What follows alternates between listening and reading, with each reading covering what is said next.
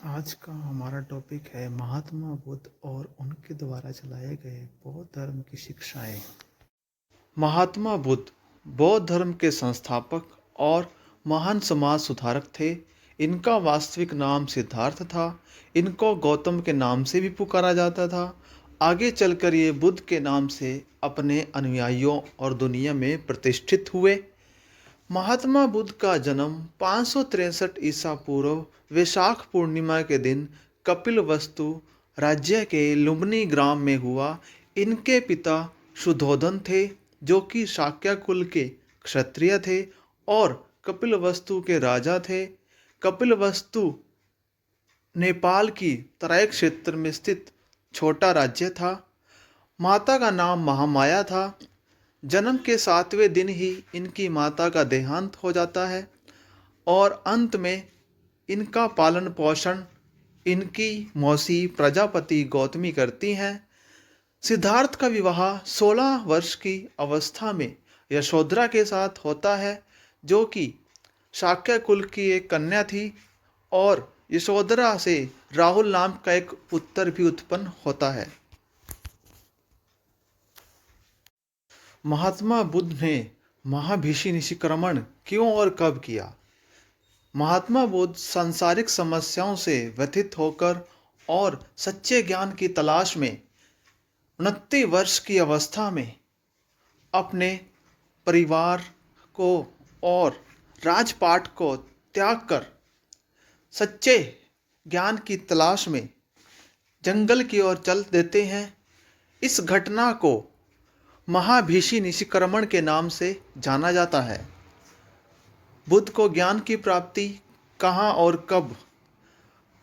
अलार कलाम के आश्रम के बाद सिद्धार्थ ने उरुवेला के लिए ही प्रस्थान किया था, जहाँ इनकी कौंडिन्य आदि 5 सन्यासियों से भेंट हुई।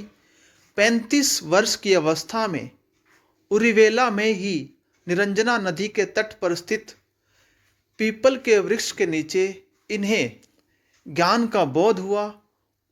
उस दिन वैशाख पूर्णिमा का दिन था। सिद्धार्थ को बुद्ध के नाम का संबोधन क्यों मिला? ज्ञान प्राप्ति के बाद लोग इन्हें तथागत या बुद्ध अर्थात ज्ञानी के नाम से संबोधित करने लगे। इस स्थान को भी आगे चलकर बोध गया के नाम से जाना गया। महात्मा बुद्ध ने 4 आर्य सत्य बताए हैं। सबसे पहला, दुख और पीड़ा का कारण है इच्छाएं। अगर मनुष्य इच्छाओं पर काबू कर ले तो जीवन में उसे किसी पीड़ा का सामना नहीं करना पड़ेगा। धरती पर जीवन गुजारने के लिए और अपने अस्तित्व को कायम रखने के लिए मनुष्य को कष्ट भोगना पड़ता है। दूसरा, इच्छाएं, इंद्रिय, लगाव और लालच, कुछ कारणों के कारण ही मनुष्य को पीड़ा होती है। मनुष्य के दुख भोगने का कारण भी उसकी इंद्रियां हैं। तीसरा सत्य, अगर मनुष्य अपनी इच्छाओं पर नियंत्रण पा सके तो उसके जीवन के सारे दुख खत्म हो जाएंगे। इंद्रियों का विनाश करने से दुखों का विनाश होता है, साथ ही पीड़ा के कारण भी समाप्त हो जाते हैं।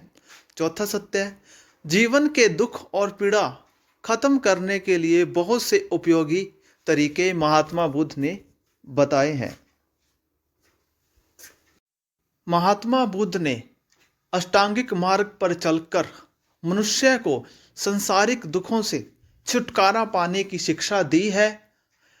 अष्टांग मार्ग के सभी मार्ग सम्यक शब्द से आरंभ होते हैं। सम्यक शब्द का अर्थ अच्छा या सही है। अष्टांगिक मार्ग इस प्रकार से है। सबसे पहला है सम्यक दृष्टि, जिसका अर्थ है महात्मा बुद्ध द्वारा बताए गए 4 आर्य सत्यों में विश्वास करना।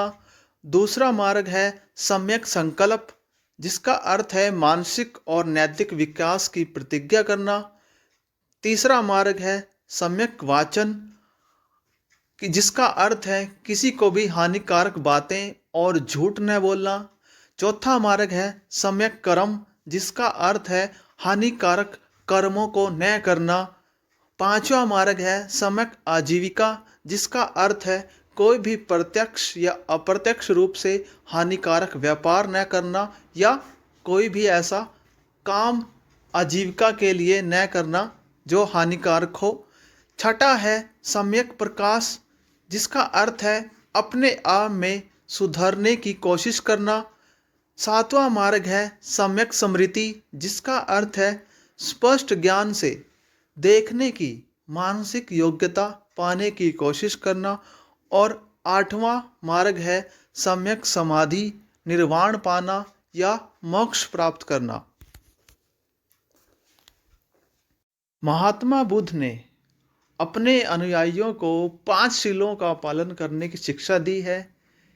इन्हीं को ही पंचशील के सिद्धांत कहा जाता है। सबसे पहला है अहिंसा, जिसका अर्थ है प्राणी हिंसा से विरत रहने की शिक्षा ग्रहण करना। दूसरा है असत्य, जिसका अर्थ है चोरी न करना। तीसरा है ब्रह्मचार्य, जिसका अर्थ है व्यभिचार से विरत रहने की शिक्षा ग्रहण करना। चौथा है सत्य, झूठ न बोलने की शिक्षा ग्रहण करना।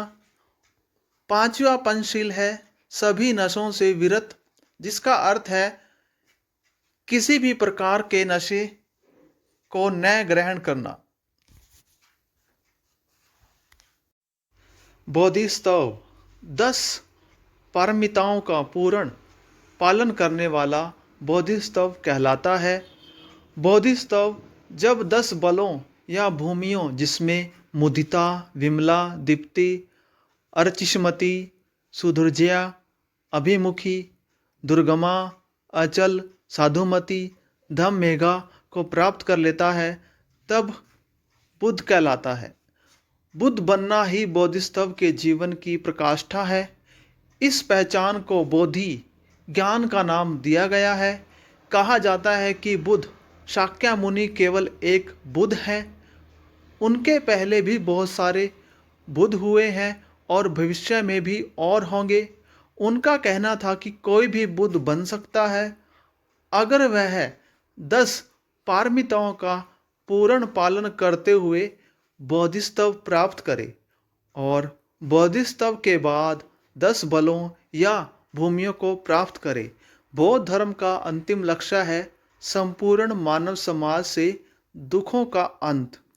बौद्ध धर्म के अनुयायी अष्टांगिक मार्ग पर चलकर अज्ञानता और दुख से मुक्ति और निर्वाण पाने की कोशिश करते हैं। त्रिरत्न बौद्ध धर्म के सबसे महत्वपूर्ण अंग है। इन 3 रत्नों पर ही बौद्ध धर्म आधारित है। ये 3 रत्न हैं बुद्ध, धम्म और संघ। बुद्ध का मतलब जागृत एवं अनंत ज्ञानी मनुष्य, जिसने खुद के प्रयासों से बुद्धत्व प्राप्त किया। बुद्ध शाक्य मुनि तथागत गौतम बुद्ध है। दूसरा है धम्म। बौद्ध धर्म की शिक्षाओं को धम्म कहते हैं। संपूर्ण बौद्ध धर्म धम्म पर ही आधारित है। तीसरा रत्न है संघ। बौद्ध धर्म में बौद्ध भिक्षुओं और बौद्ध उपासिकाओं के संगठन को संघ कहते हैं। बौद्ध भिक्षु और बौद्ध उपासक ये दोनों ही बौद्ध धर्म के अनुयायी हैं। धम्म प्रचार के लिए संघ का महत्वपूर्ण योगदान होता है।